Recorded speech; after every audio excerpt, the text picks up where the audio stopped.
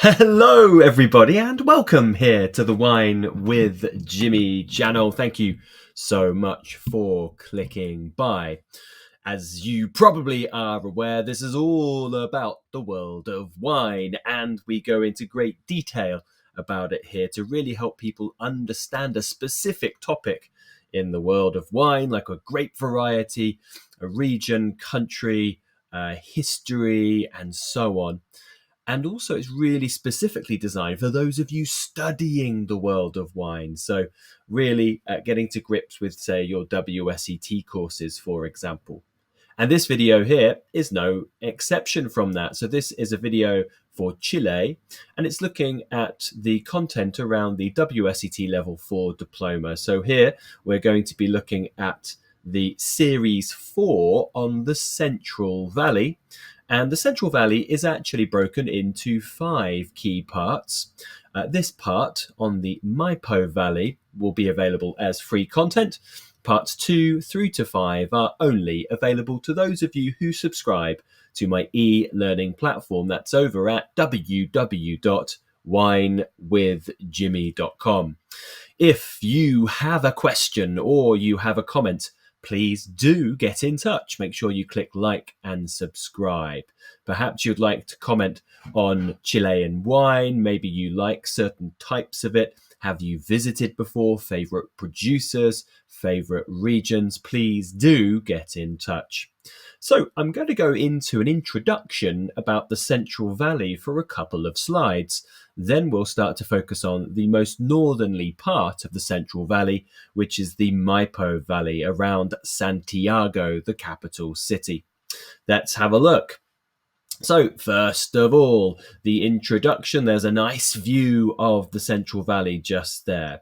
Now, the vast majority of Chile's wine comes from this very large grouping of regions, which we call the Central Valley. So this stretches from Santiago, just south of Santiago, between the coastal ranges and the Andes. And it's what's highlighted on your map on the left-hand side. So Maipo through to Colchagua, the Rapel Valley, Curicó, and Maule Valley.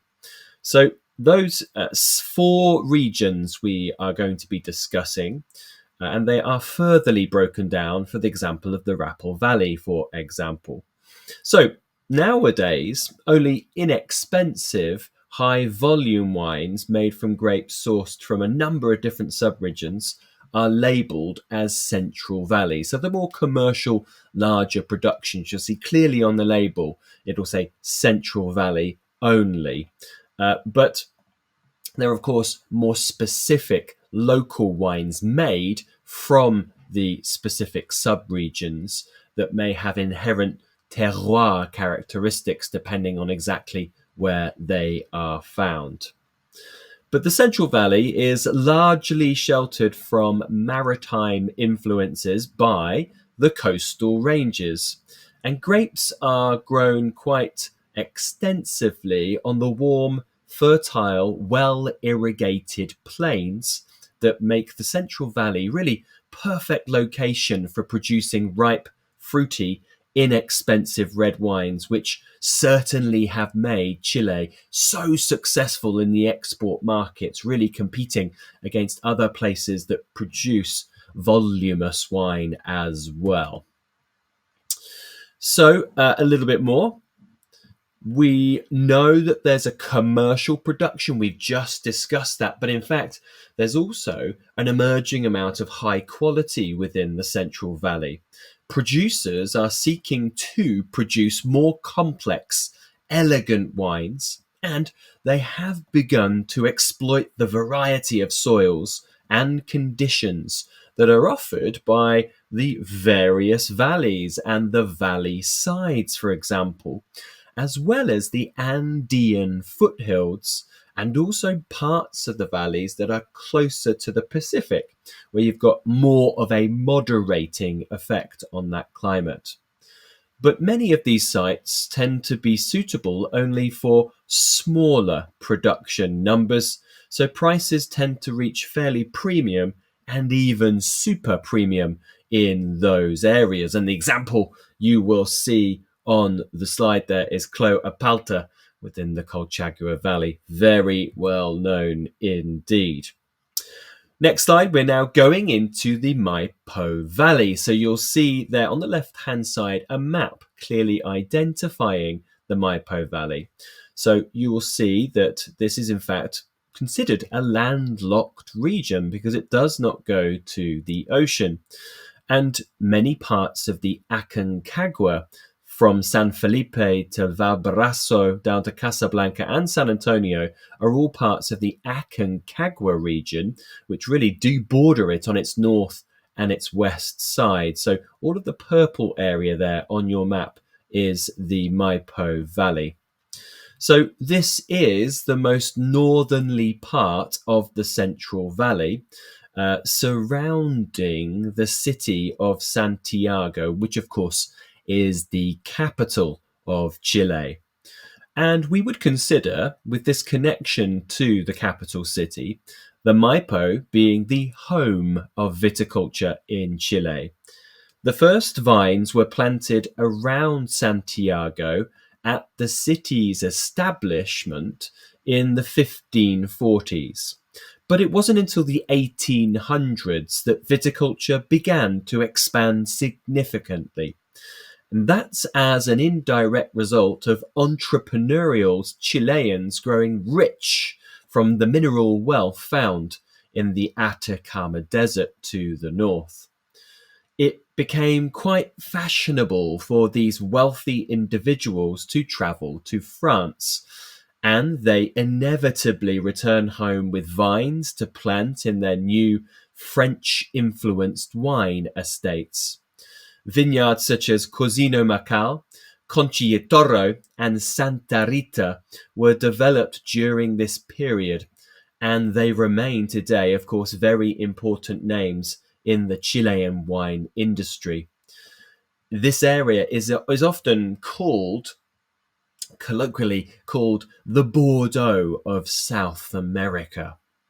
Picture on the right is a picture actually from the early 20th century, but the part of the winemaking team with hydraulic presses at Viña Santa Rita. A little bit on the climate and weather here. Now, the map on the left-hand side that we saw previously, I've now put a clear indication of the coastal ranges there with those brown triangles, and you'll see that here also on the 3D map on the right-hand side.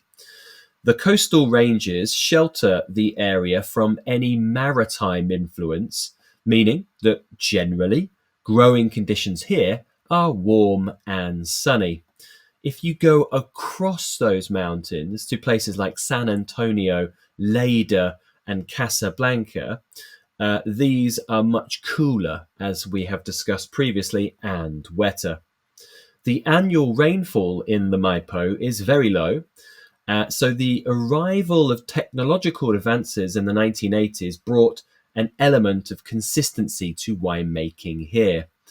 Drip irrigation gives viticulturists a weapon against extended dry spells, while stainless steel tanks and oak barrels allowed for controlled fermentations and quality wine making. Another little area we need to discuss is the Alto Maipo. And I'm showing this on a map here. So all of that map on the left-hand side is part of the Maipo Valley surrounding Santiago City. But to the southeast and the south of Santiago, we do have a collection which we call the Alto Maipo. So we know that the Maipo is almost entirely surrounded by mountains. Producers are seeking higher altitude sites, some up to 1,000 meters above sea level, in this eastern end of the valley, which is identified in yellow on your map. As we just called this, it's Alto Maipo, and it has further sub-regions, two of which are very important, Puente Alto and Purque as well, which you'll see on your slide. These have become known as a source of very good and outstanding quality wine, some of which are premium and super premium priced. Nights are cooled by mountain breezes, and that results in a wider diurnal range, producing more fresher, elegant styles of wine, predominantly led by Cabernet Sauvignon and Bordeaux blended styles. And this carries on talking about the major grapes. So plantings are dominated by black grape varieties. The region is especially known for Cabernet Sauvignon. From the valley floor sites, tends to have high but soft tannins and intense aromas of cassis and often a slight minty character. They tend to be good to very good and usually are inexpensive to mid-priced. Very good quality Carmenere and Syrah are also produced, whereas Merlot is mainly grown from inexpensive wines. So you'll see here 5,500 hectares, bottom right of your slide, of Cabernet Sauvignon, nearly 900 Merlot, same with Syrah as well. Carmenere comes in at about 700. The leading white grape varieties are very close, almost identical, Chardonnay and Sauvignon Blanc at about 600 hectares apiece. Okay, let's have a look at the Google Earth video. We'll focus on Chile just there. Look at the capital city of Santiago. Very important for the Maipo. There's Santiago. So we're going to identify the large, expansive Central Valley, which is split into 4 zones. We're going to go through the first of those very shortly, the Maipo Valley. We'll look at the Andes, which boards it all to the eastern side, and then to the western side, the coastal ranges, which offer protection here against the Pacific Ocean. We'll look at the Maipo River that starts its life off in the Andes and is really the life force behind the region. The Maipo River running from the Andes across the coastal ranges to the Pacific Ocean. This whole area they call the Bordeaux of South America here in the Maipo, with over 5,500 hectares of Cabernet Sauvignon, its major grape. So let's look at the Maipo Valley region. Around Santiago, the first vines were planted here in 1540. There in yellow, you'll see an area of low rainfall, warm and sunny, very consistent conditions.